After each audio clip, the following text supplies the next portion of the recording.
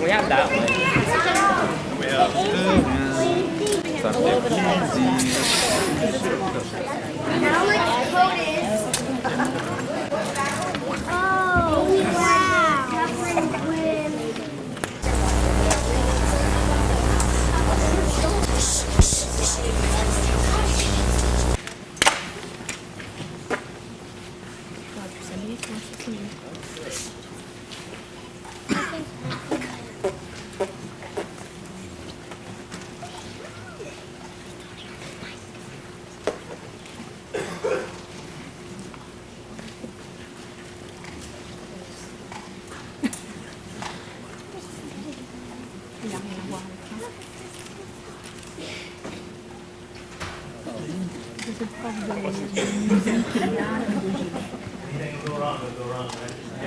Hey, better start that way than right in the middle.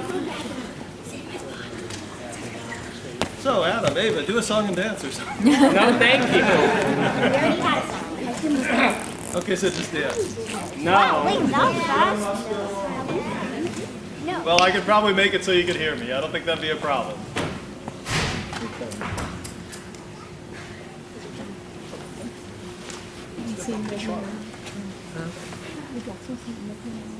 Well, good evening, everyone, and welcome to the 16th annual Fare Faire. Hey.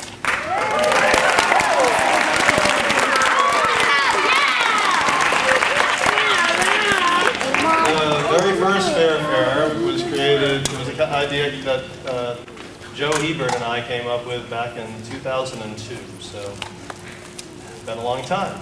But this one is the most special of all in a lot of ways because for the first time ever, everybody else has been doing all the work.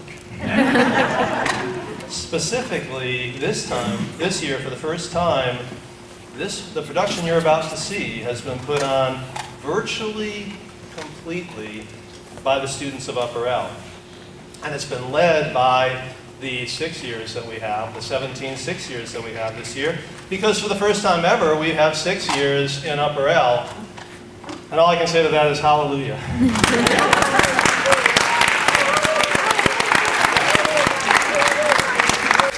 These guys are incredible, and they've really raised the level and the game for all of Upper L.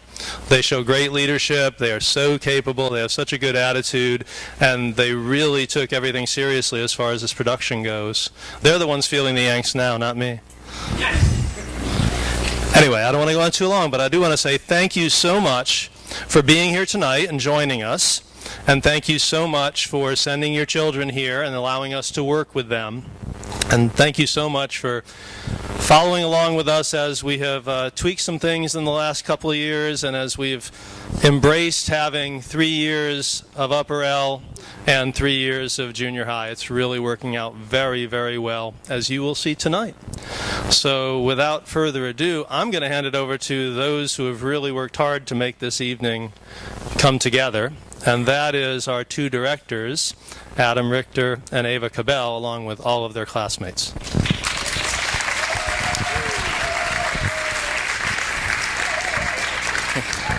Good evening. Welcome to the 15th annual Fare Faire. 16th, sorry. So this year, as John has already said, the 6 years, have put on the production, and we have had help from Alex Konis, Dio Fensky, and Owen Jacobs. So give them a hand of applause.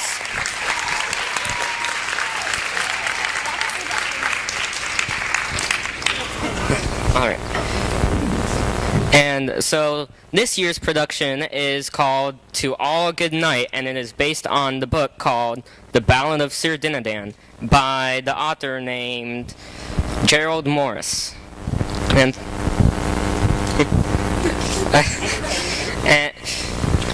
and so I think the script was written by the seniors in high school. Juniors in college. Sorry. And Ava and I and Andrew Mattern, we have made some small alterations and added some characters to it. So, without further ado. Tonight we will be following the story of our main character, Sir Dinadan, as he goes on various quests and makes some new friends along the way. We also have our narrator, who is a minstrel, and will be helping along your journey. So, without further ado, sit back, relax, and enjoy the play.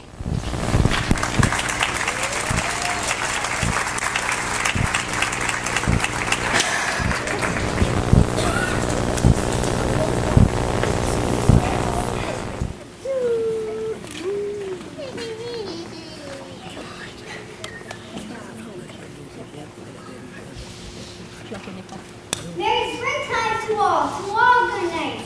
Come, boys and ladies, gather around so they tell you such a tale that you have never heard. 'Tis the song of one of King Arthur's greatest but most unsung knights, a knight so noble, yet so modest, that he was happy to disguise himself as a humble minstrel, than rather boast of his deeds. Yet when it came to telling a tale, this knight was fearless, even if the tale was about himself. So gather around and hear the Ballad of Sir Dinadan, son of King Meliodas and brother of the famous Sir Tristram. He was the lad who wanted to sing songs and not fight knights. His best friend was not even a squire, or even another noble, but Thomas the Rhymer, an aging minstrel, taught Dinadan to play the rite and encouraged him to play the lyre as well. But Dinadan's father wanted none of Dinadan's music, wanting him to be more like his accomplished older brother. Dinadan was destined to discover just what being like his older brother meant. Dinadan was a man and asked the king if he could sing, and then he was told he was too old to be playing at songs when he belongs, and sat on a horse where of course he might find his glory. And this is his story.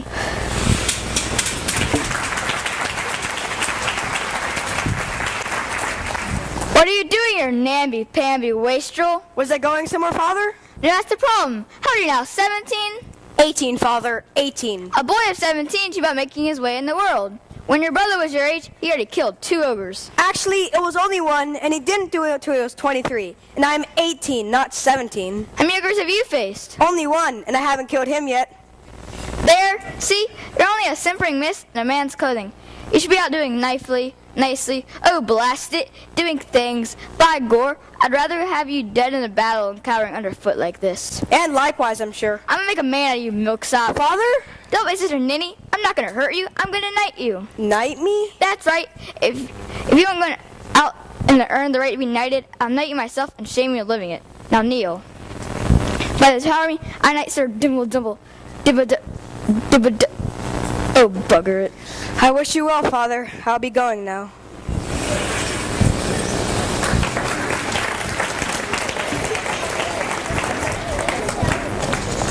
Newly dubbed Sir Dinadan had barely but a plan, and was not sure where to head now. For his brother he looked by each village and brook, and asked every man with the plough if brave Tristram he found, honor should would abound, and great quests were quite likely to follow. On he rode and he played through the forest and glade, and then he met a lady with heart hollow.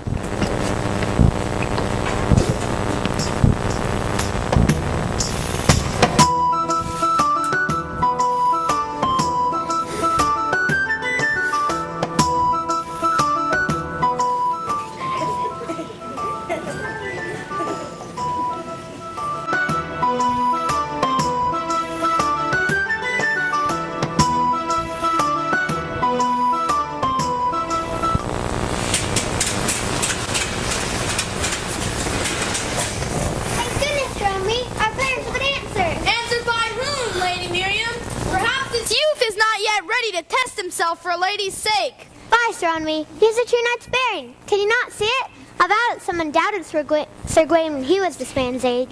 Please, Sir Knight, come sit beside me. Don't mind old Sir Henry. In sooth, I think that he envies your youth and vigor.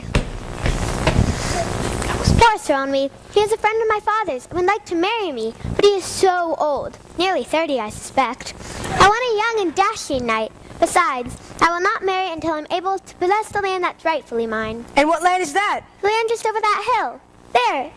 It was given to me by my grandfather. When I came to take possession, I found it occupied by a villainous knight, Sir Edmund. I will go see the Sir Edmund at once. Oh, I knew you'd be the one. But be careful, my dear. I want you to come back to me whole.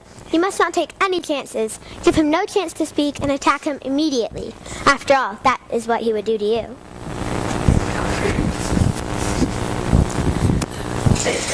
Hello. Hello, my friend. Well met today. Hast thou come far? Well, I've been traveling since midnight. Well, you should come stay with me at my home. I'd be glad for the company and a tale. I wish I could, my friend, but I am looking for someone right now. A villainous knight that has taken lands that were not his. I think I know who you mean. If you're looking for that crowd, I'll surely do what I can to help. I believe they have already taken over one estate, Gracemore. Nay, Gracemore is still safe, as you can see. Wait, who are you? I am Sir Edmund, Grace of Gracemore. It was given to my family by old King Constantine himself.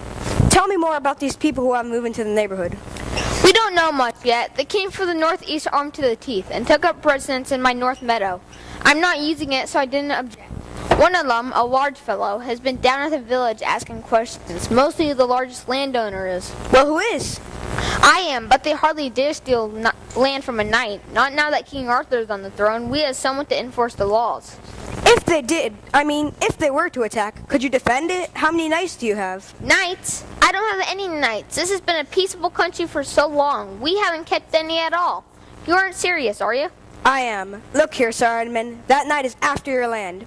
Gather some of your neighbors and close your gates. And don't go anywhere if you can't help it. That knight wants you dead. What a scoundrel that Sir Henry is. He has duped the beautiful Lady Miriam into believing the land is hers and getting a knight to help steal it. No doubt he means to force her to marry him so he can control the land.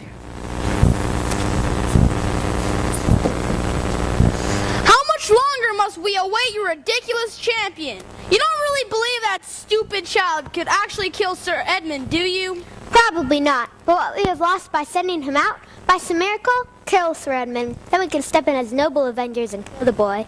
Sir Edmund's land will be available, and no one will think worse of us. And if the child is killed, all it's cost us is a day of waiting. Your problem, dear Henri, is that your mind just isn't subtle enough. You just do as I say, and you'll see who's right. I see just one flaw in your plan. What if the child realizes he's been duped by a pretty face and just rides on? I'm not worried. If he'd seen his little besotted face, you wouldn't be either. That boy's just one of those ridiculous males who spend his whole life falling in love. Slave to every woman he meets. Despised by every woman who meets him. If he can crawl, he'll come back to grovel at my feet. And if he does? But then you'll kill him, of course. I've no use for him. I have returned. Oh, my dear, I was so worried. Are you injured? No, my lady, I'm stronger than ever. And what of Sir Edmund? Is he stronger than ever too? It was a fight that long shall be retold. He smote the trees, acorns showering back and forth. The earth and rock shook, but I still held my ground. Fleet-footed Edmund, strength like 10 men's might, drew his sword to cleave me in the heart. How did he smite the deuce trees if he hadn't drawn his sword yet, child? But faster than ever he, I gripped my blade.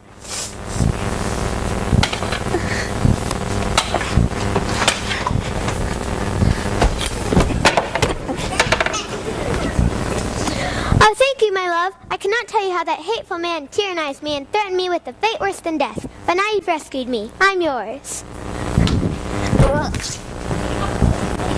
Oh, bugger it.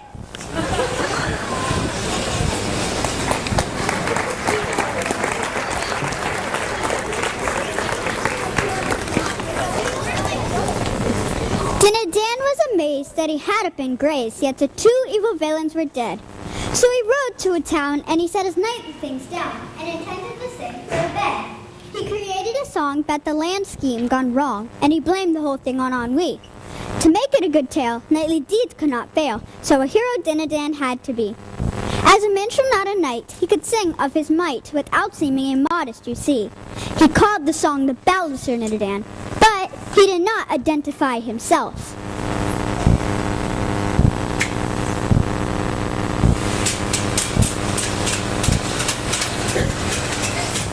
That was a very good song you were just singing. What is your name, minstrel? People call me Stearns. Well, Stearns, would you like to ride with me? I plan to be a knight, and every important knight needs a minstrel. I'm not so sure about that. Still, perhaps I'd be willing to accompany you. Where are you going? To Arthur's court at Camelot. To be made knight, of course, I have long dreamed of being Sir Culloch.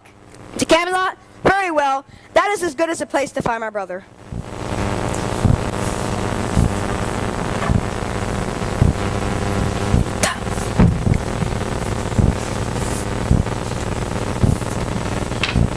Good evening, friends. Bedivere, what business have we this evening? Sire, we have two who wish an audience with you. Very well. Show them in. You have business for my court? Yes, my lord, I wish to be a knight of your fellowship. Have you already been knighted?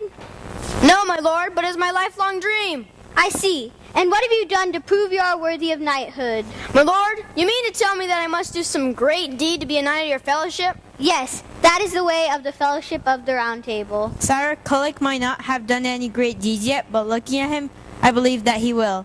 I am willing to assist him until he does so, if he wishes for me to come questing with him.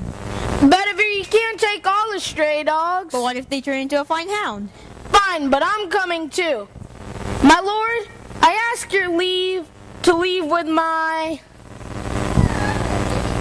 optimistic cousin. And you deprive me of my two most reliable knights? Very well, Bedivere. I applaud your spirit and your altruism, if not your judgment. And brother, I guess I shall let you go along too. In case of any trouble, the two of you may assist Kulik if he wishes. Oh yes, it'd be an honor for which I'm most grateful. Bedivere, Kai, I'm not sure how I will ever get along without you, but mind you be careful. And brother, Yes, sire. try to be patient. Now, who's our other visitor? My lord, allow me to introduce my minstrel, Stearns. I should hardly think so by the armor he carries with him. My lord, my name is Dinadan, or more specifically, Sir Dinadan. Dinadan? I've heard that name before. Would you be the same Dinadan that killed Sir Ennui? Yes, my lord. The tale was sung to us by a minstrel a short time ago. My lord, I'm afraid the true tale is not like the song. It never is. But is most of it true? Did you save Sir Edmund and his land and kill Sir Ennui? Well, yes, I did. You have done a deed worthy of the Round Table. Sir Dinadan, you stood up for what is right, and that is always heroic. You have also shown admirable humility. Would you like to join my fellowship? Sire, it would be an honor. Then Sir Dinadan, please kneel. Rise, Sir Dinadan. Be ever true to your God, protect always your neighbor, honor always your king. You crafty fellow.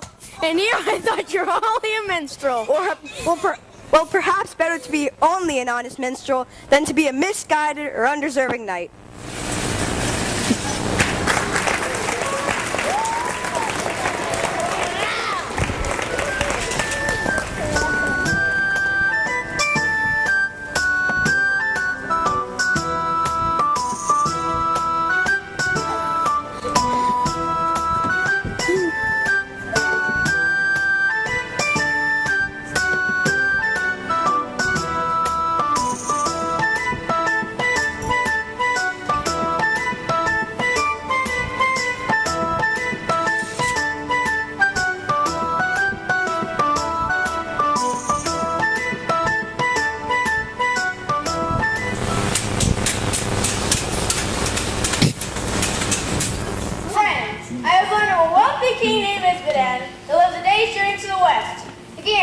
Proclaim that his own fair daughter Owen must marry, but the knight that earns her hand must do a great task. I shall go and prove myself worthy. I see no value in this, Kulik. King Arthur will be more pleased if you perform a task for a week, not for a bride yourself, or for a pleasure of another king. What say you, Dinadan? Kulik, you don't even know this Owen. How do you want her to be your lady? Surely you don't want to be one of those pathetic men chasing after everyone he meets, slave to each, despised by all. I can think of worse things than doing a quest for the love of a woman. So come if you wish, for I'm going to Isbadan's. Fare Faire, what'd you get us into? This lad does not know what it means to be a knight. But Kai, who's better than yourself to teach him? I'd like to teach him. On him, you lily-livered son of a newt! Did you hear that? Yes, I did hear that. And I heard it too. And just who might you be? Me? Why just us these kind lords and ladies? I'm simply the finest minstrel in the age. Roderick is my name. And did I hear you mention the names Fare Faire and Kai? Could it truly be that I have come upon the mighty Kai? Kai the slayer of kings? I have just the song for you. 'Tis Kai the great, the mightiest of the mighty, who slew 5 kings with one fell blow. Was it really 5? No, it was 2, and not a one blow either. Kai, who can live 9 days and 9 nights without breathing. Kai, who can live 9 nights and 9 days without sleeping. Kai, whose sword cleaves a wound that no physic can cure.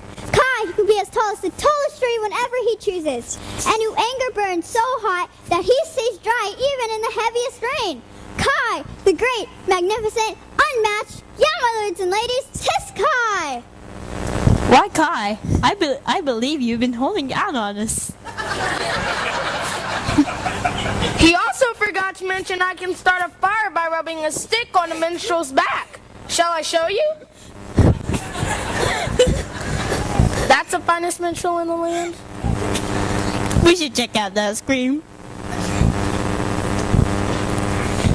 Blessed colic! Riding off missing his only chance to do something of use.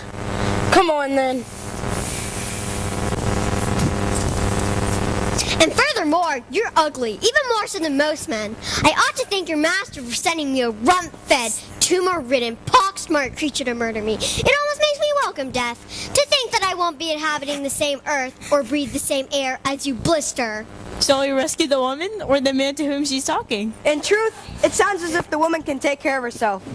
My lady, you know I did not ask for this task. But you tried to poison my mistress. Oh, don't be a fool. She was my mistress too. What would I gain by killing her? Ah, but you're a sorceress, they say. You could have dark schemes. Look here, Godsaid. If I were a sorceress, you'd be a toad by now. Why, good heavens, you are a toad! I must be a sorceress after all.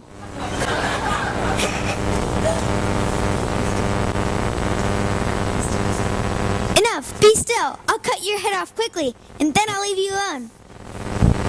Pardon my intrusion, madam, but I feel compelled to interrupt. My good man, you shall certainly not kill this lady. Lady? She's a witch. I dare say she is. Still, you cannot kill her. Come now, if you're a witch, will she still be waiting here to die?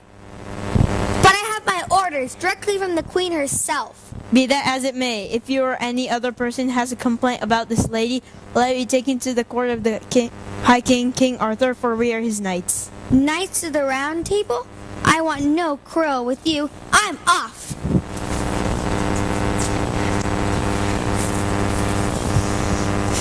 I don't see that I've gained much. I'm rid of 1 man, but now I'm stuck with 3.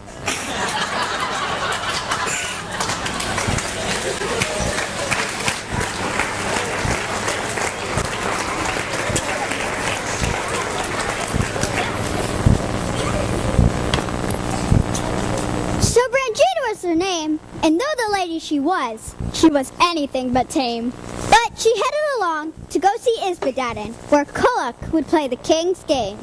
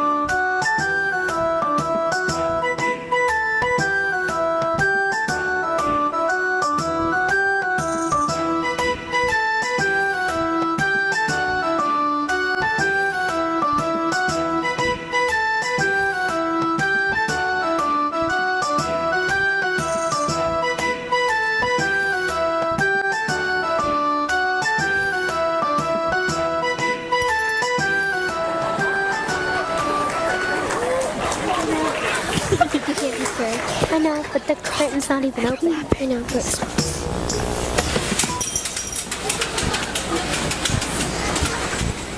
know.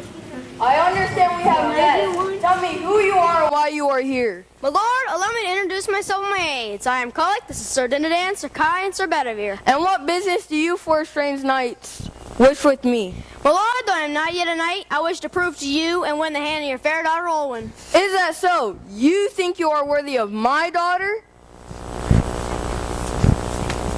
It seems that Lady Branjean is now a lady in waiting. My angel, this fellow seeks your hand. What do you think of that? He really is quite handsome. My goodness, he seems to be attracted to Lady Olwen. And do you also seek a lady? Only if she was lost in need of assistance finding her way home. So, what must I do to earn your daughter's hand? You must do a task, of course, as many as I ask. But first, I'm bored. Tell me a tale, now. A tale, my lord? I have no tales to tell. Impudence! You are in my court and you shall do as I say. I'm afraid it is not polite to kill a guest. How dare you, guards! Do you honestly believe that your guards could get to me before I could hurt you? Now, everyone settle down. Even though Kulik might not be capable, prepared to tell a tale, would you be satisfied if someone else did, your highness? Yes, I would be satisfied. I'd be happy to. Nay, my lad, 'tis not necessary. Dinadan can do it. Very well. Hear the tale of brave Tristram, a courtly knight, who with the slam struck down on a fearful recreant, Marho by the name, a true giant, who was set to overtake the boundaries of King Mart's estate in Cornwall, where a lady named Isa the Fair was not fair game for any, save the bravest knight and not a knave, like Marho. So the story goes. Well told. Kulik must do a task. He must retrieve the cup of lore. What is so special about this cup, sire? I have not heard of it. Does it have healing properties? Can it cure an ill or right a wrong? It can do all of that. Any wine drunk from the cup is the strongest in the world. Now, that's what I call something useful. And now, gentlemen, I bid you a good night. Sleep well. You'll need it for your quest. Come along, daughter.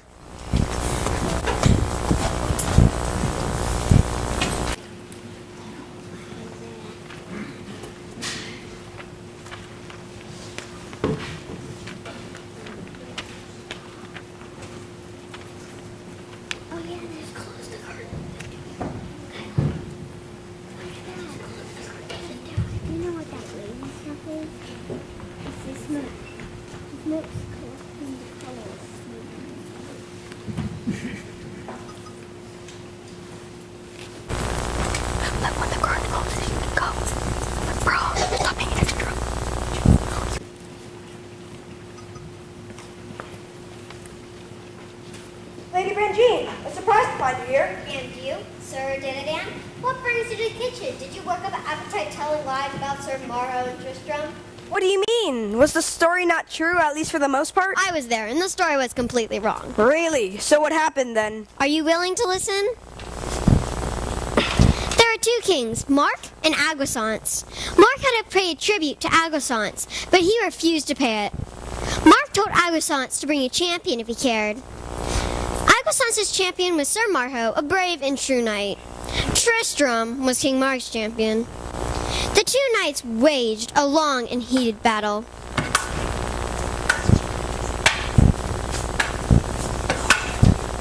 Finally, Sir Marho grabbed Tristram's neck and threw him down. Tristram pleaded for mercy, and Sir Marho accepted. When Sir Marho turned his back on Tristram, Tristram got up and stabbed Sir Marho from behind.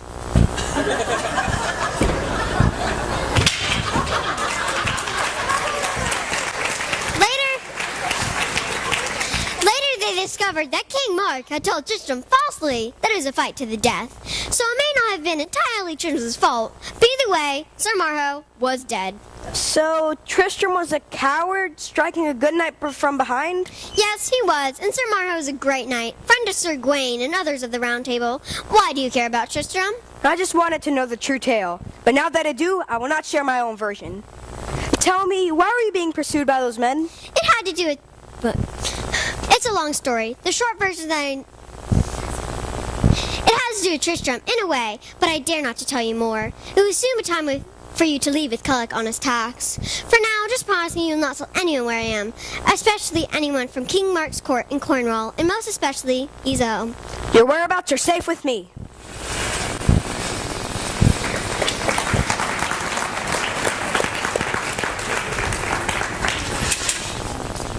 Culloch started on his task to find the cup the king had asked and several other silly chores, Owen's dear father once and more. Our hero joined Culloch at first, but left him as tasks got worse, and ventured on a quiet path, playing the rebec until at last he happened on love's aftermath.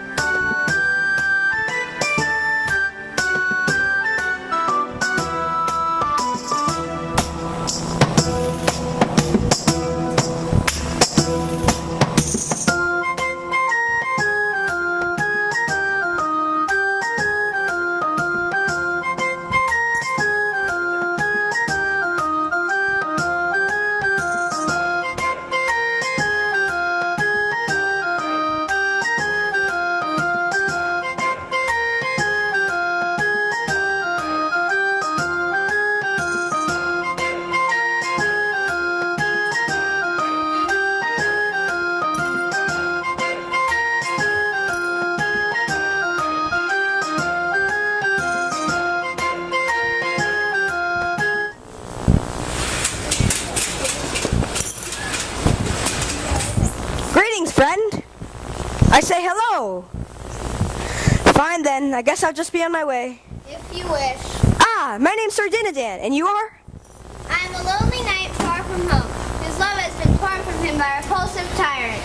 Oh my, I am sorry to hear that. I love the most beautiful woman in the world. I could never be happier without her. Therefore, I have taken a vow of silence. I shall never speak of her again. That is very noble of you. To speak of her eyes. What? It's just, why should I say words that bring me such pain? I see your point. To speak of her eyes. Describe how beautiful her hair is. Those words would only bring me such pain. Dropping a boulder on my heart and crushing it. You're right. Shall we travel in silence then? But what is Tristram but a slave to Iso, the most beautiful woman in the world? Tristram? You're really Sir Tristram? Indeed I am. Who told you so? You did. When? Just now. Has love made you daft? How know you, my love? Never mind. What say you honoring your vow of silence? I must say, not exactly what I was expecting. Yon knight appears to be a goodly one. I shall salute him and hear his story. What if he's taking a vow of silence? You know, the way you're supposed to be doing. Then I shall respect his vow. Good day, fellow knight. I am Sir Lamorak, friend to lovers and enemy to those who scorn love. Then good friends we shall be. I too have been stricken by love. Even though I don't know you, you are closer to me than my own blood brother. And how right he is. Then come to me, brother. I am Sir Lamorak de Gauls, good knight and slave to a beautiful woman, including the fairest of all, my own beloved Lady Aiken. I am Sir Tristram of Cornwall, but I am afraid you are mistaken, for indeed my lady is the fairest of all. I've heard of you and admired you, Tristram, but I cannot allow you to sully my love's reputation, for no woman can match her. Miscreants! It is you who speaks falsely and ill. I will create a well-trained tongue in you. We will see who speaks truly. Indeed we shall. Wait, why are you fighting? What happened to being friends of lovers? For the honor of my lady, of course, Tristram may apologize, but I will fight forever for my lady's reputation. It is Sir Lamorak that should apologize. I too will not yield to honor my lady. As you both wish, but I will not stay and watch such foolishness. Farewell.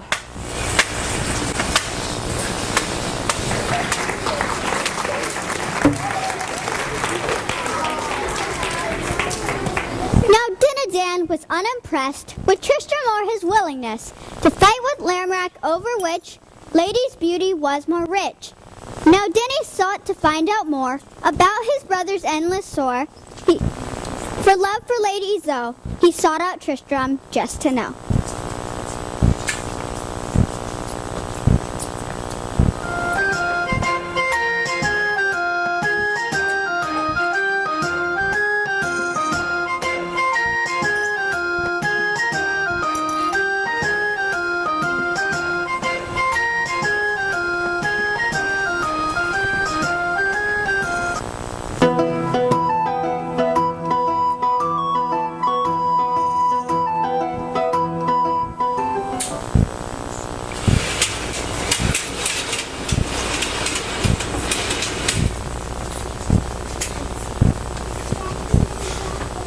Good monk, brother... Elliot. Brother Elliot. Ah, my name's Sir Dinadan, and you are?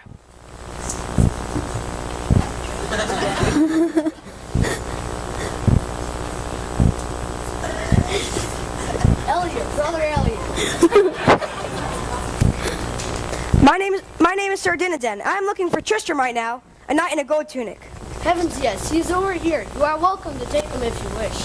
Has he been vowing silence at you then? He never stops, but tells me for hours how he will not speak of Iso. Oh, brother, there I go again, complaining about someone. I've been praying for patience, but fail repeatedly. I bet with Tristram around you have exercised plenty of patience. Still, I should at least remember not to make my impatience so obvious. I've been learning a type of tale called allegory. In allegory, you take a word and disguise it, but make sure most listeners can still figure out the original word. I do not understand. Why do you just not say the person is a fool? Because you are clever and disguise it, and then you tell the truth about fools, even powerful ones, and the fools will not realize it. I see. Tristram! What do you want? I wanted to learn more about your Iso. Would you like to ride with me, and then you can tell me more?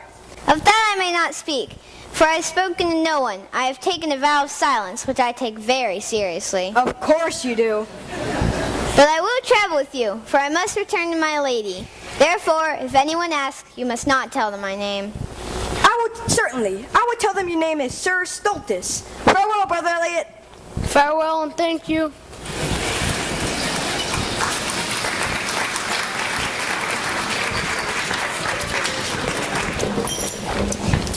The brothers rode while Tristram still repeated his vow of will, that he would not speak of his love, but every breath seemed to be of the type that made his words come out, until at last he'd gone about 100 miles, 1,000,000 words, a town in they moved towards.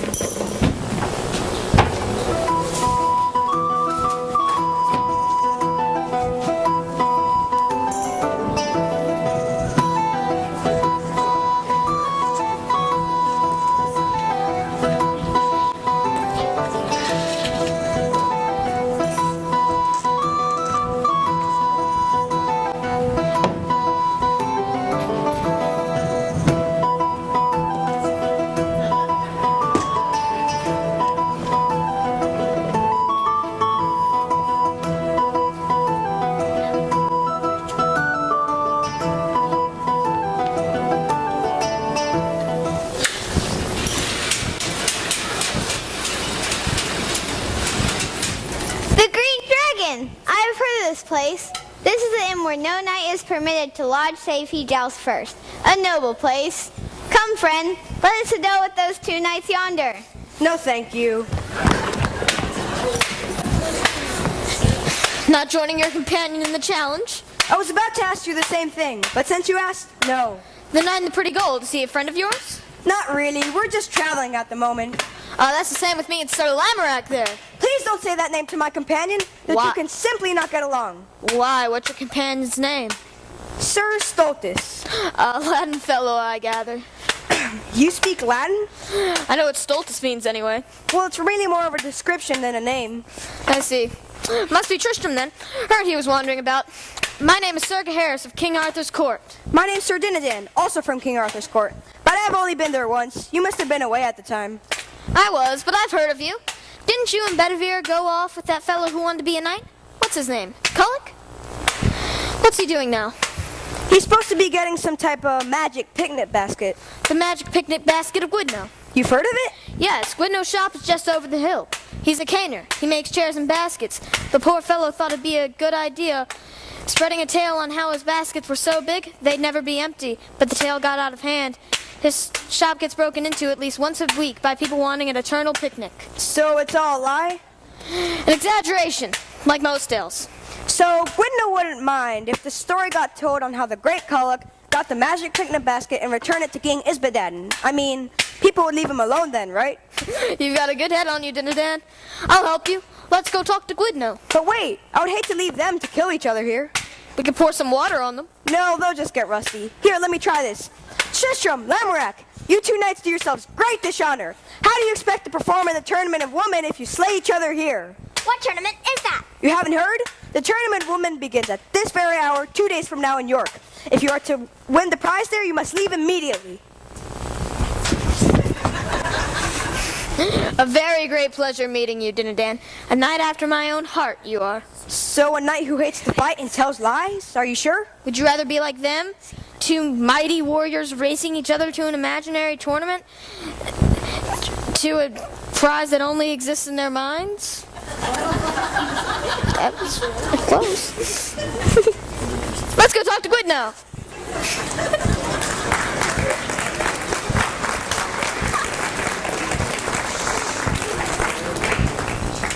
Owen's Sir Dad was very glad to have the special basket, but still he thought poor Culloch ought to do task when he asked it.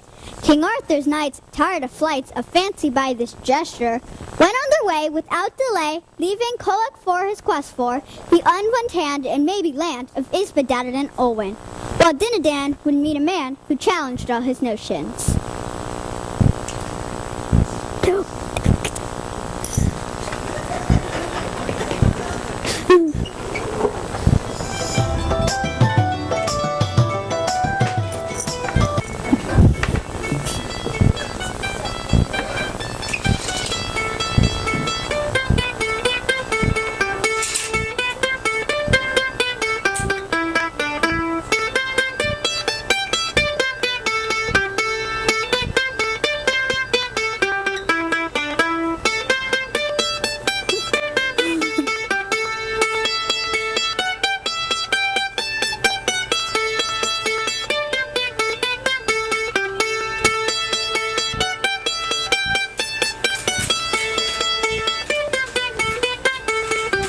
I wonder where that sound is coming from.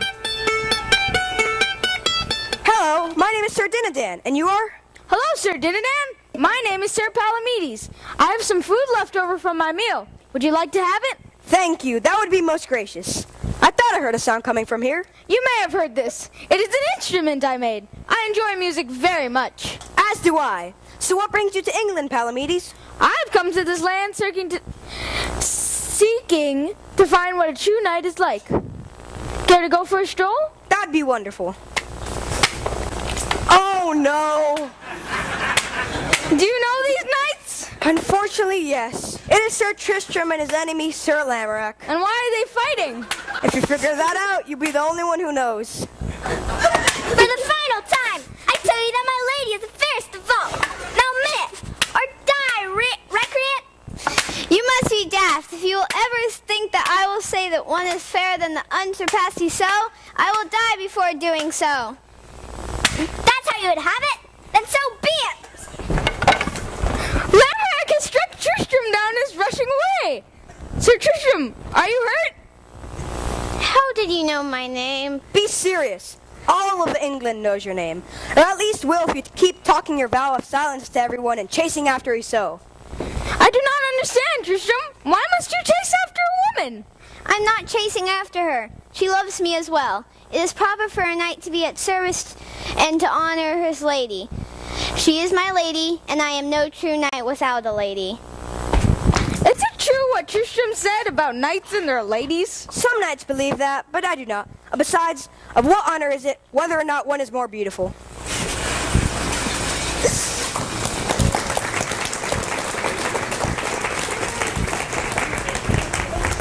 The two noble knights happened upon their fight and also found Kolak somewhere. Dinadan wondered how Brangine was doing now and asked Kolak how she had fared. Now Palamedes now knew where Brangine had gone to, information that soon would be shared.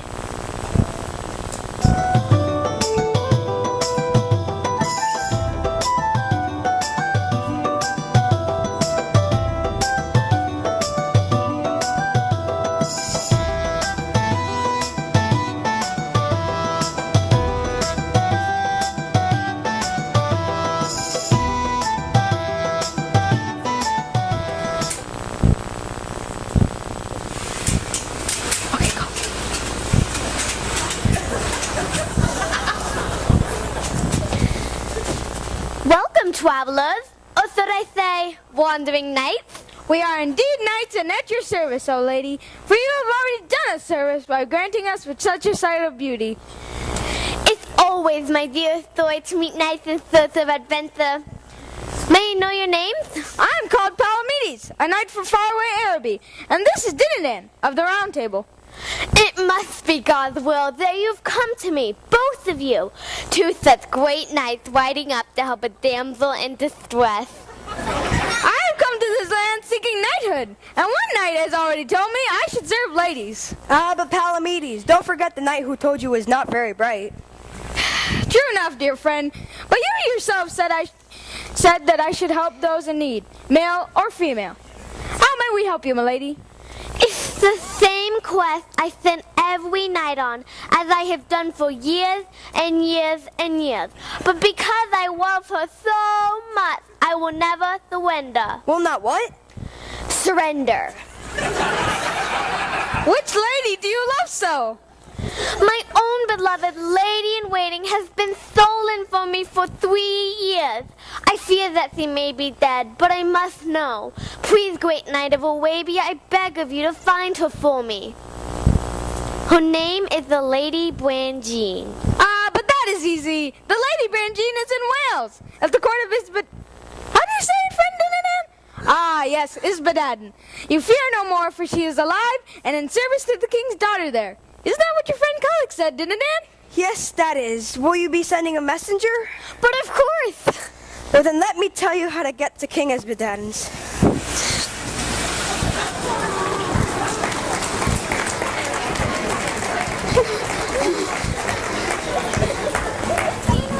Dinadan, horrified that his carelessness had led Lady Izo finding out Lady Brangine's whereabouts, he said a quick goodbye to Sir Palamedes and headed out immediately to King Isbadaden's castle to warn Lady Brangine. He knew that the false directions he had given to Izo would only delay her men for so long.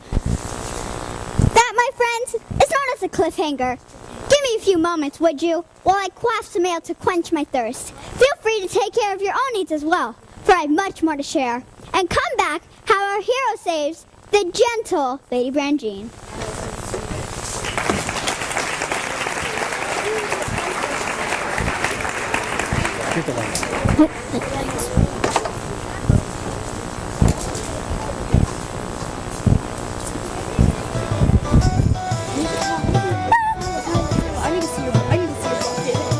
What? Oh, it's full. My bucket is full. My bucket is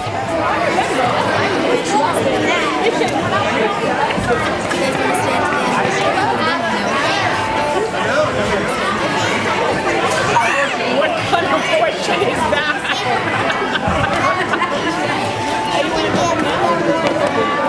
That's the last one. Yeah,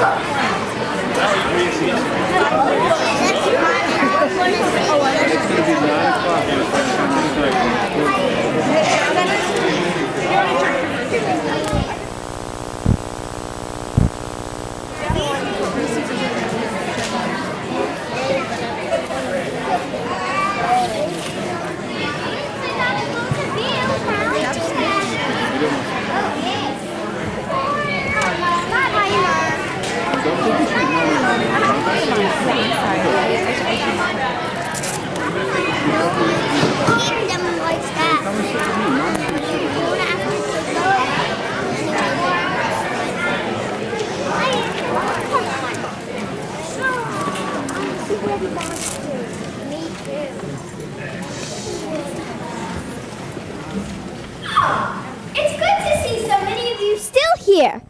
Now, where was I? Oh, yes. Sir Dinadan had just left Esau with false directions on how to get to Isbadadan's castle. Now he needed to rush off to warn Lady Branjean.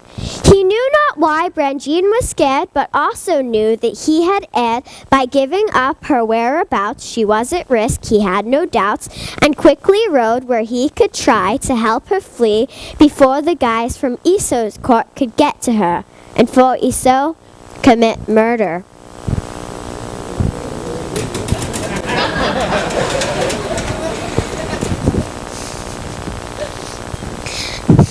I thought we've seen the last of you, Missed our pantry, did you? Odd how every time I come to these kitchens, I find you here. Well, you look all right. These last few months haven't been hard on you, I hope. I couldn't even tell you. What are you doing here? I came here to find you. How flattering. To be concerned for me? After not seeing me for 4 months? Suppose you tell me why you're really here. I've come back to take you away. Esau knows you're here, and you're in danger. Am I?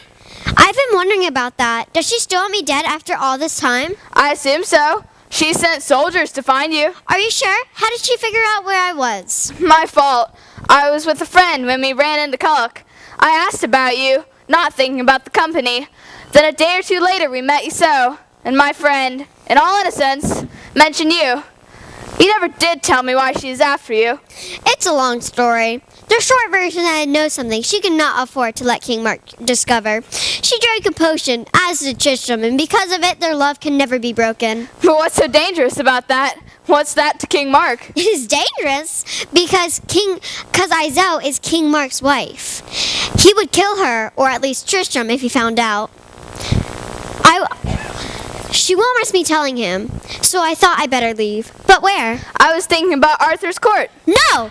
I want no more of courts. You don't know what it's like being a lady in waiting. Your whole life is devoting on helping foolish women do things that are most likely to keep them foolish. Then where? I know of no other place of safety. How about an abbey? An abbey? You? Don't think I'm being rash. I've been planning this for ages now.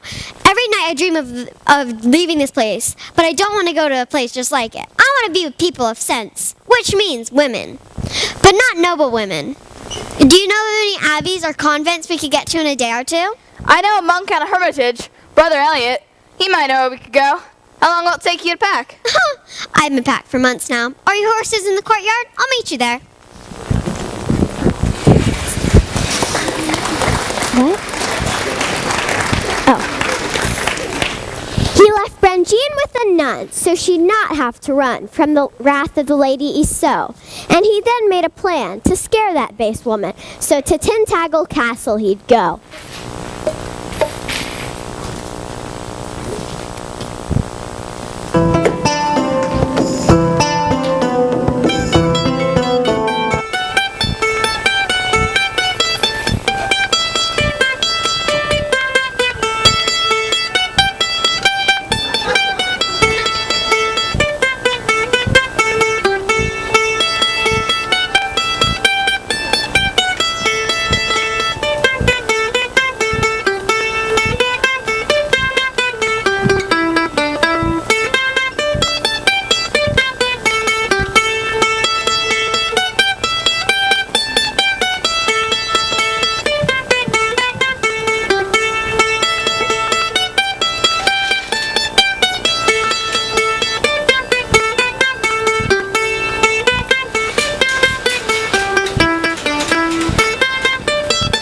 Sweeties, is that you?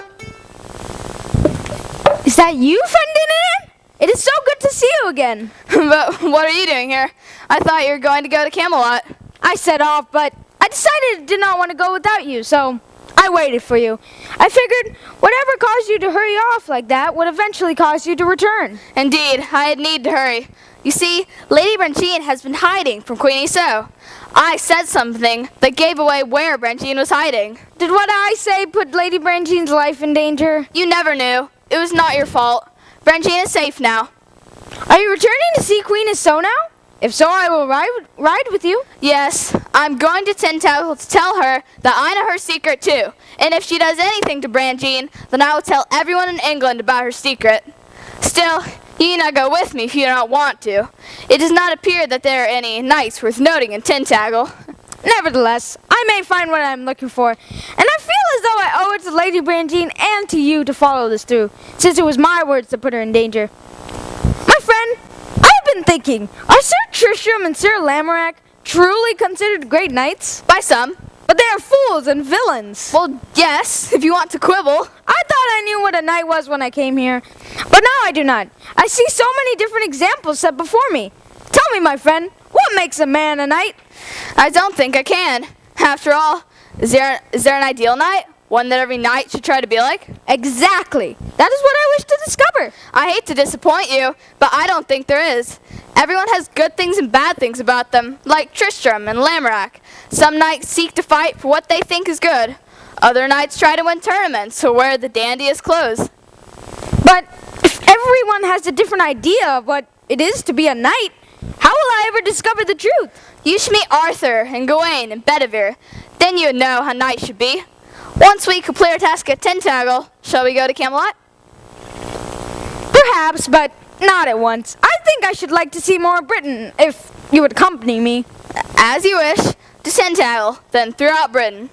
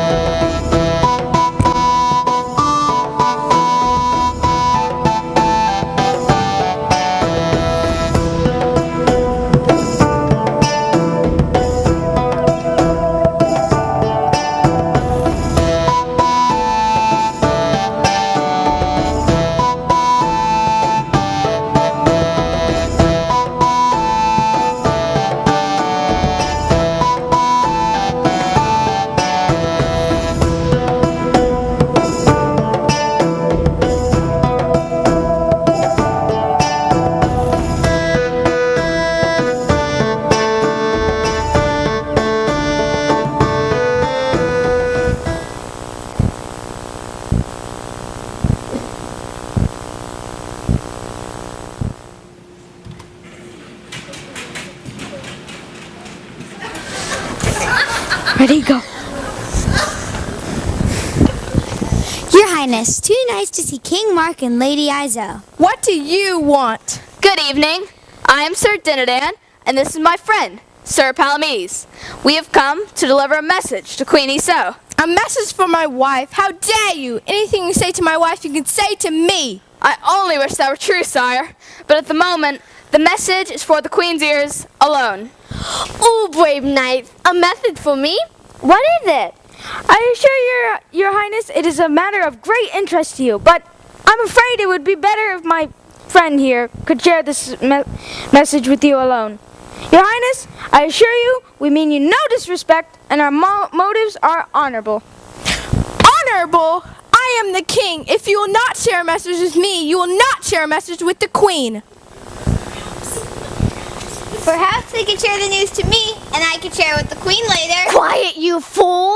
I knew it! I knew something was going on with you two. Guards!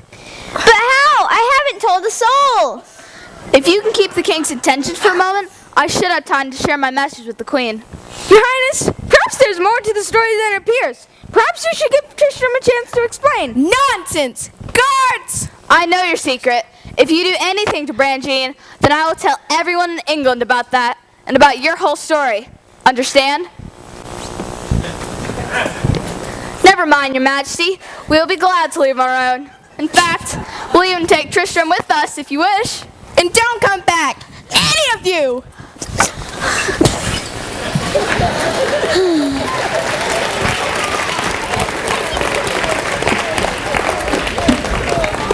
Tristram should have fled, forgetting Esau instead, but he could not leave his lady fair. So he ditched the other two to plan what he could do to return to find her waiting there. Dinadan and his friends rode along once again till they found one overwhelmed with care.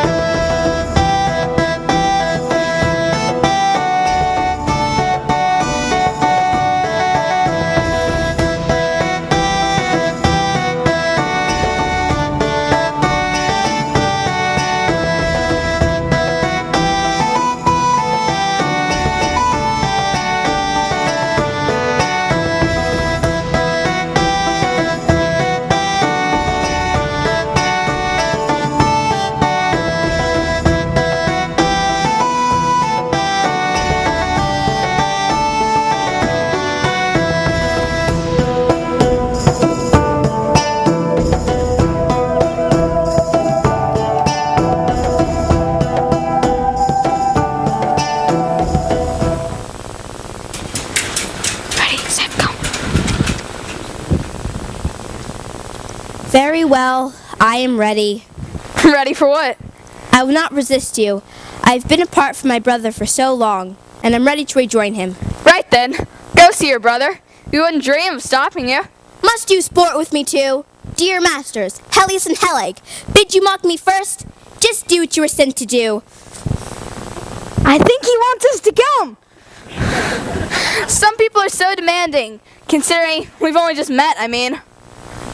Sir, I assure you we neither mock you nor mean to do you harm. Are you not from Helios or Helig? I'm afraid I've never heard of such a place. No, not a place. They are my brother's evil stepsons, to whom my death is inevitable. Helios and Helig cannot leave me alive, or their throne will be unsafe. It sounds like a story. We have nothing very pressing. Why don't you tell us what this is all about? Helios and Helig are my nephews, or step-nephews rather. Twin boy is my brother, king of Withensea, took in after the parents drowned in a flood. Quite decent of him. There is never a man so kind and good as my brother. King Hermans. That was what made him so fit to be king, and what made me so unfit to take his place. I never had his patience or goodness. Well, why should you have taken his place anyway? Hermans never had any children. When his wife died, he swore never to marry again. He started grooming me for the throne, and I wanted none of it. I wanted adventure, so I left. That was more than 20 years ago. And did you find adventure? No, nor does anyone else. Adventure is something that happens to someone else, and when it happens to you, it's only trouble. I think you found something better than adventure. You found wisdom. That hardly matters, though. Shortly after I left, Hermans took in 2 peasant boys and raised them up to be his heirs. He seemed to have made a wretched business of it, too. I can see what happened, of course. Hermans was always so quick to sympathize with the unfortunate. He must have given the boys everything they wanted and more. Probably not the best way to groom wise and generous kings, you mean. They became evil, grasping men, taking what they wanted from the land and the people, abusing every right and privilege they had been given. They became so brazen that word of their deeds spread beyond Withensea. I heard of them, so I came home. But too late. What happened? I don't know. Perhaps Hermans confronted his adopted sons. Perhaps they were just tired of him. But I learned, a short time ago, they had killed him. There is his body on the funeral barge. And why are you waiting here? The boys know of my return. And Prince of Withensea and my brother gone, I am wrecked with guilt, and do not have the will or feel deserving of ruling. So I await their action. I'm sure they'll be here soon. Good sir. Rather than await death or be paralyzed by guilt, shouldn't you make amends by confronting these evildoers and trying to drive them from the throne? Well, perhaps with the assistance of 2 such fine knights. I suppose there is no alternative.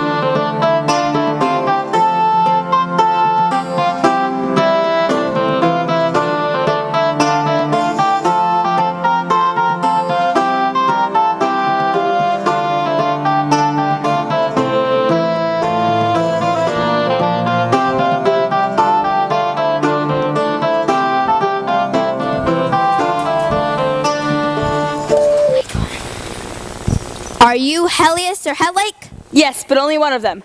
Come over here where I can see you. Where is your brother? Now how should I know that? What am I, my brother's keeper? Perhaps you didn't care for your brother, but I care for mine. I'm Sir Hermond, brother of the good King Hermens, and you killed him. Come for the funeral, did you? You gave him no funeral. Not his funeral, yours! Watch out for that wall. On the other side is a cliff.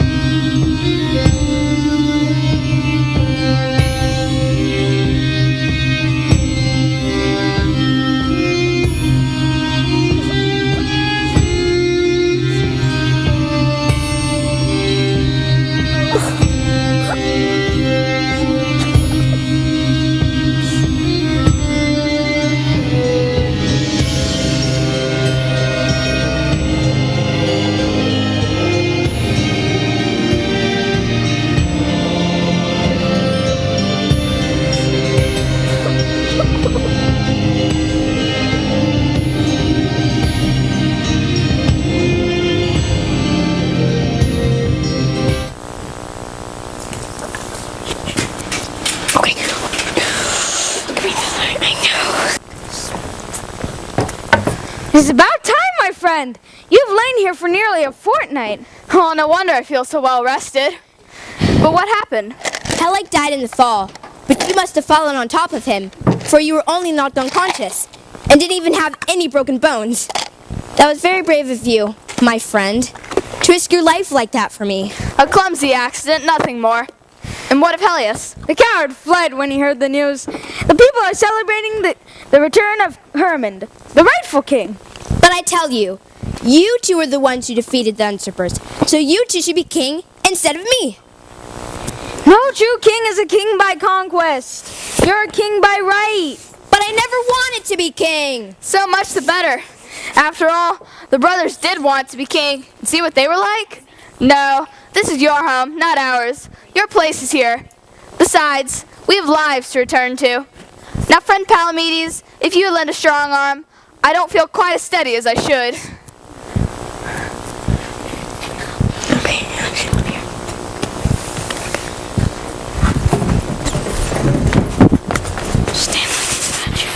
Marley did the magic.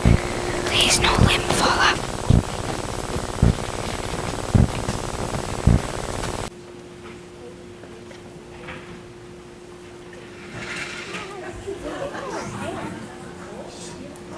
So, where to now? As you said to Hermond, home.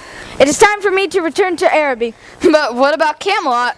Weren't you going to go there to see the greatest knights in the land? I need not go to Camelot for that, my lord Dinadan. I found what I came for, and now I may return. Would you accompany me as far as the coast?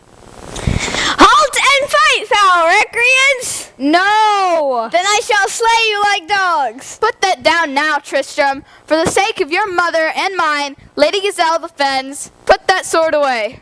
Mother, but I love you so. Mother, and King Mark's soldiers took her away, and now I have nothing. And I've been thinking, and I can't come up with a plan to get her back. He's your brother?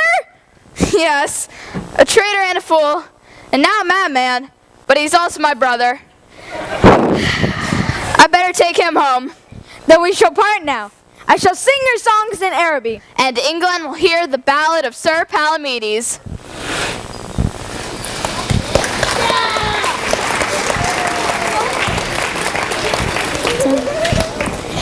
Dinadan headed home with his brother in tow, but he stopped at the shop of his friend. Thomas the Rhymer had died, but he had set aside his own lyre for Dinadan to tend.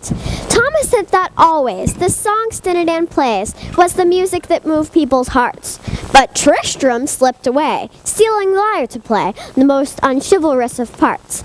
As a minstrel he'd go, to tentacles to show his love for the Lady Iseult, calling himself Tramtress, a transparent huge risk, but it fooled silly Mark, don't you know? Dinadan followed him and discussed at his whim to retrieve his stolen instrument. When he got there he learned that his brother had earned contempt from all folks where he went, for he would not desist, indeed couldn't resist, playing tedious love songs all day. So when Denny got there, folks thought it only fair for a chance to send Tramtress away.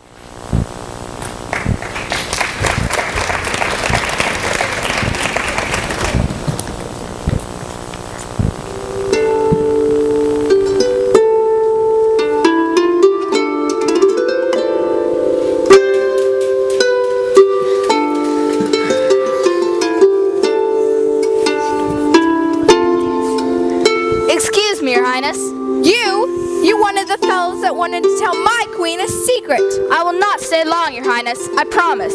I've just come to get my lyre from the minstrel, Tramtress. Here, here, please do. No, my lord, the lyre is mine. I'm afraid not, Tramtress. Sire, the lyre was a gift from my old friend, and this man stole it. He is not only a lyre thief, he himself is a liar. Now give the lyre to me, please. Here, here, give it up. If the minstrel stole it from you, then he shall be punished. Off with his head, or at least his hands. Here, here. You do not do that just for stealing a lyre. Besides, we only have this man's word that the lyre was stolen.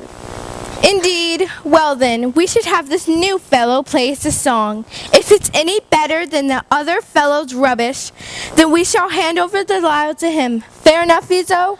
I guess it'll have to be. Here, here. Well, this is interesting. I have not yet learned to play the lyre. Still, it sounds as though the courtiers are tired of hearing minstrels, so I have an idea. Very well, I'm ready to begin.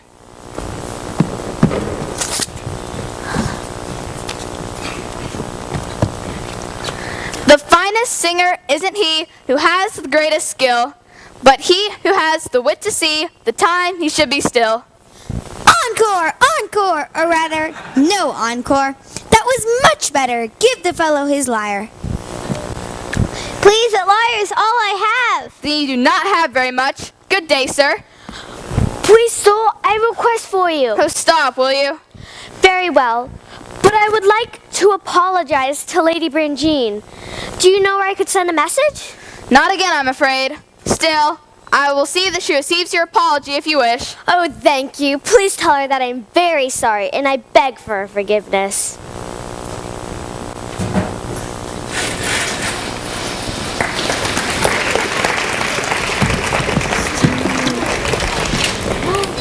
As Dinadan traveled to the abbey to check on Lady Branjean, he heard sounds behind him. Hiding in the bushes, he saw 2 soldiers from Cornwall, loyal to Eso, and knew that she had not given up on silencing Lady Branjean. He made his way to the abbey by another route, making sure he no longer was followed.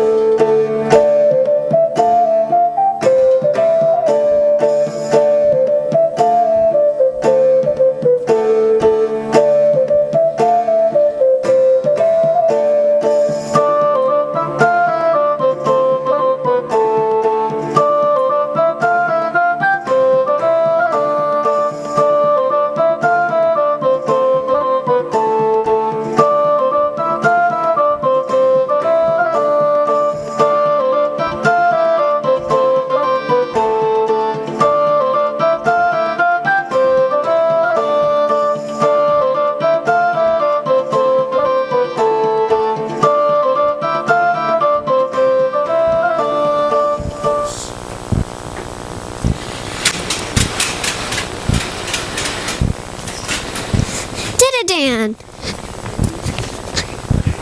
You've not come to take me away again, have you? Because it will not work this time. No, I've only come to check on you. Are you happy here? Yes, but sometimes I worry about you. What do you know? Tristram has continued his love affair with Eso. You do not care that much, do you? No, not about Tristram. He's a nincompoop. Hard to argue with that.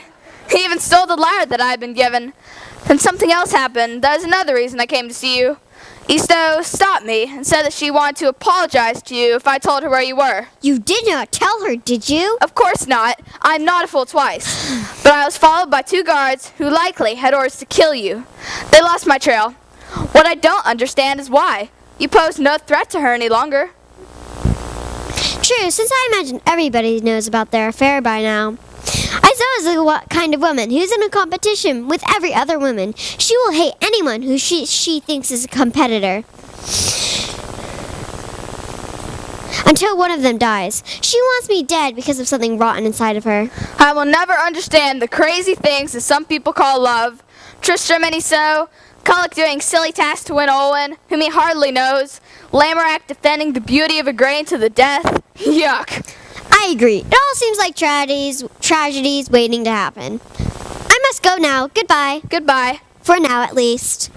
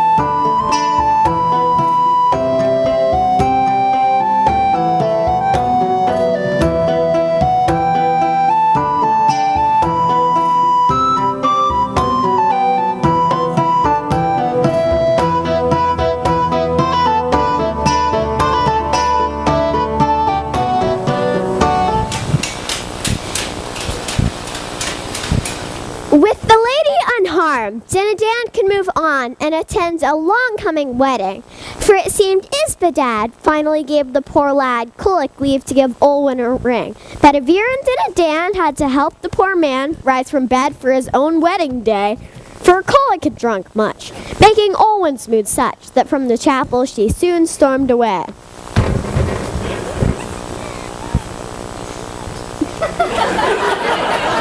With the king also drunk to new depths the wedding sunk, as the king and young Colic swapped vows. Dinadan shook his head and soon headed off instead to set things straight at wicked Esau's house.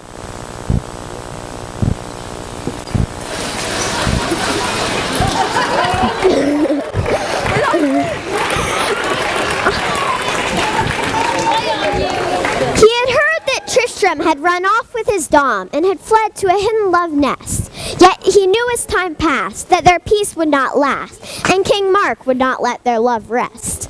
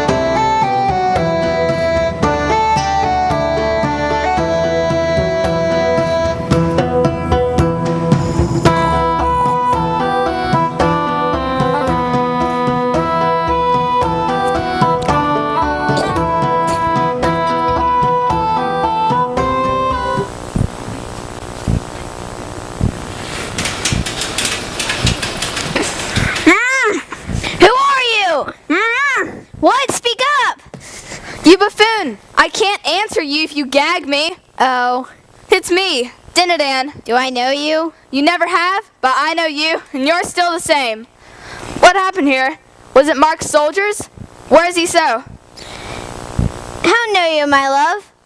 For I have spoken to no one. I have taken a vow of... Be quiet, I say. Enough of this nonsense about a vow of silence. You know what? No one cares. Dinadan? Yes, Dinadan, your brother. My brother? Yes, you chucklehead. Now answer my question.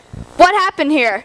Well, while I was out hunting, King Mark's soldiers took Esau away. They locked her up in the highest tower room. I figured out a way to climb the outer walls, but I couldn't find a way to climb the way in to reach her. Please help me. You need to forget, Esau. Where is your dignity, man? And to think, I once looked up to you. Now I plan to get some rest, and you should too.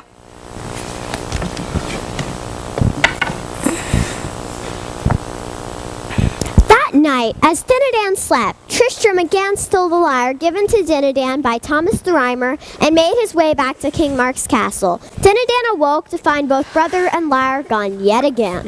Though tempted to abandon the entire business and to leave his foolish brother to get his just deserts, the usually placid Dinadan was sufficiently upset about the repeated theft of the lyre to return once more.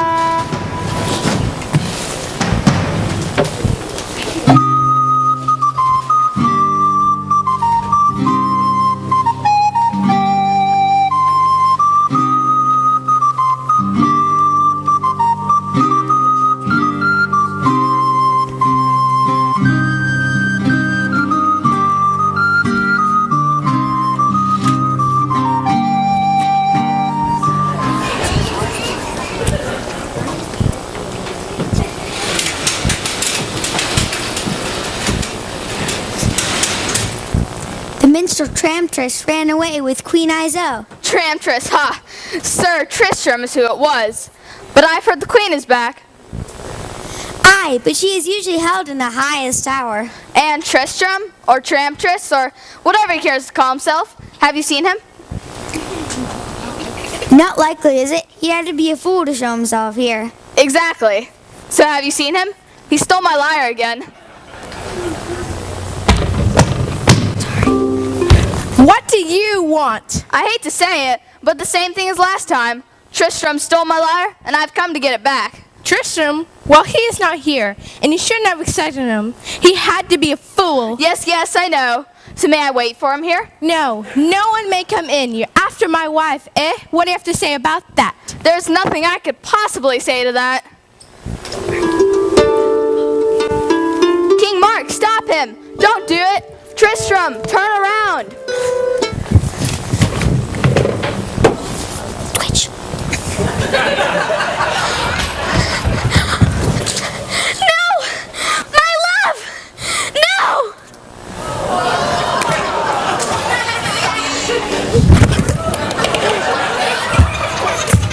Would you like me to fetch you your lyre, sir? Never mind. Bury it with Tristram instead.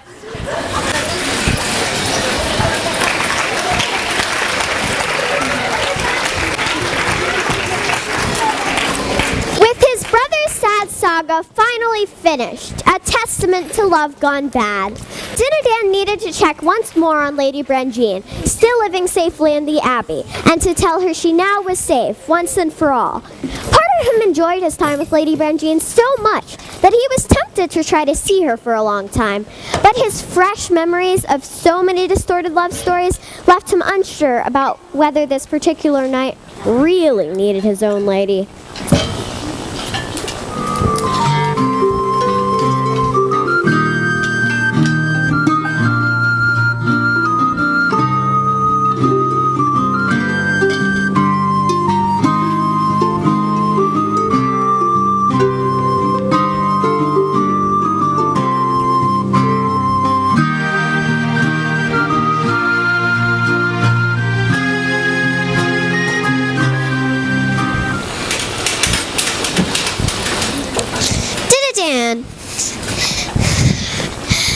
Wonderful to see you. What brings you back so soon? Several things. So much has happened since you have last seen me.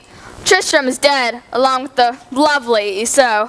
Can't say that I'm too disappointed. Still, I know Tristram was your brother. Do you care to talk about it? If it is all the same to you, I would rather not. I will tell you about a wedding I attended, however. A wedding? Really? Who? Culloch and Olwen, finally. Or perhaps the wedding actually was Culloch and the king. The scene was so silly that it was difficult to tell. In any event, neither Culloch nor Olwen seems very happy these days, but at least he lives with her now. Why is it that all of these relationships seem so odd? Is it truly so hard to love someone? Brangine? Yes? I confess that I've been thinking, and I'm wondering if, well, would you marry me? Oh, Dinadan, if I had to marry, it would be to you. But all that I've seen does not make me eager to marry. I'm sorry, but I must say no. Oh, thank God! Wait, so you're not mad? To the contrary, I only felt as though I ought to ask. I was not at all sure that I wanted you to say yes. Now that you've refused, you have made me the happiest man on earth. Then why'd you ask, silly? Suppose I said yes? I guess I am lucky you did not. At least, for now, this way at least we all can have a happy ending.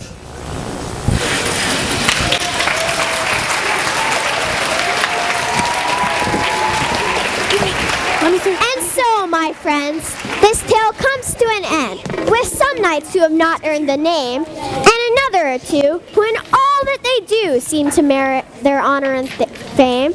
So above all these men, hope the tale has been one that shows how above all was true, and used his gifts to give others a lift, while vanity and courtly love eschewed. So in honoring knights, don't choose just those whose fights are the subjects of tributes again. Instead choose the one for whom music was fun, the Ballad of the Noble Dinadan. Wadsworth, are you still telling that old tale? 'Tis long past time to retire that saw. To the contrary, my Lord Dinadan. This tale seems the best way for everyone to have a good night.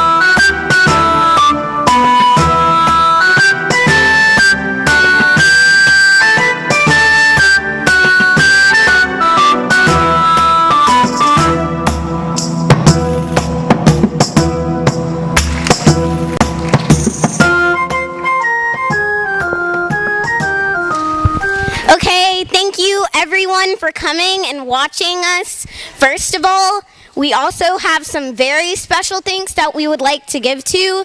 Number one, we would all like to thank John Archambault for just helping us.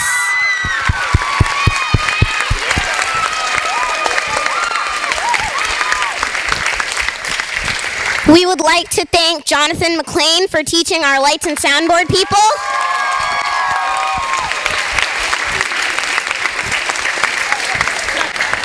We would like to thank our 9th grade mentors, Theo, Alex, and Owen.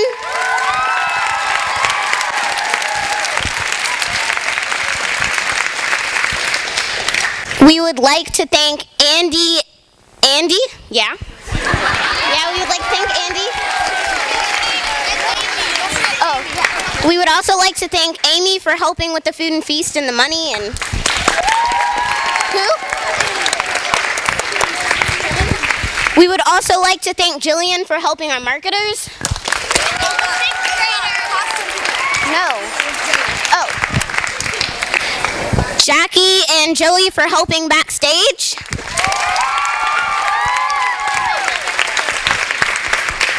And our last special thanks is to Kathy Moses and Cynthia Kitty, our teachers, for giving us their morning time.